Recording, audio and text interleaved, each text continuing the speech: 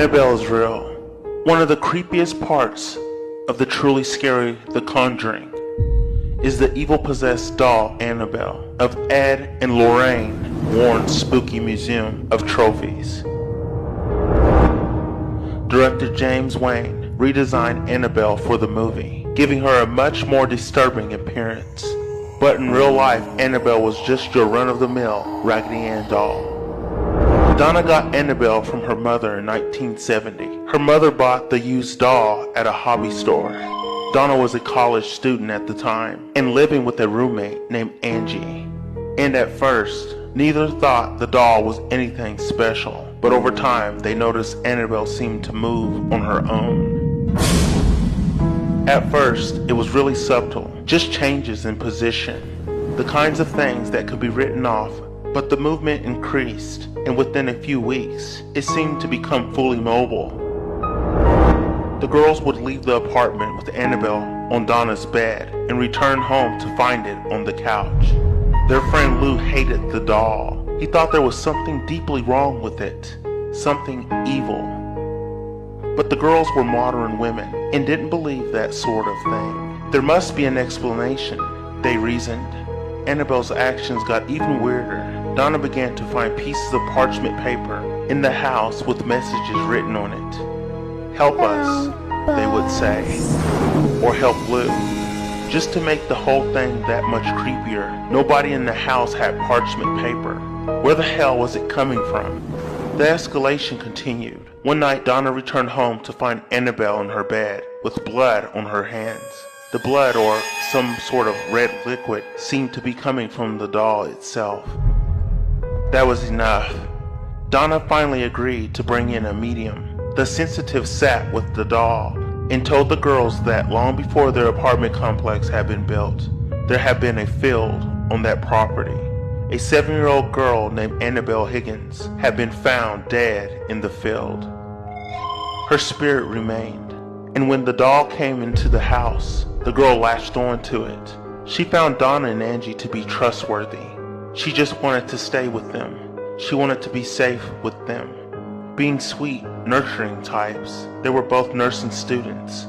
Donna and Angie agreed to let Annabelle stay with them, and that's when all hell broke loose. Lou started having bad dreams. Dreams where Annabelle was in his bed, climbing up his leg as he lay frozen, sliding up his chest to his neck, and closing her stuffed hands around his throat, choking him out. He would wake up terrified, head pounding like all the blood had been cut off from his brain. He was freaking out. He was worried about the girls. A few days later, he and Angie were hanging out, planning a road trip, when they heard someone moving around in Donna's room. They froze. Was it a break-in? Was there an intruder in their apartment? Lou crept over to the door, listening to the rustling within. He threw open the door, and everything was as it should be, except Annabelle was off the bed and sitting in a corner.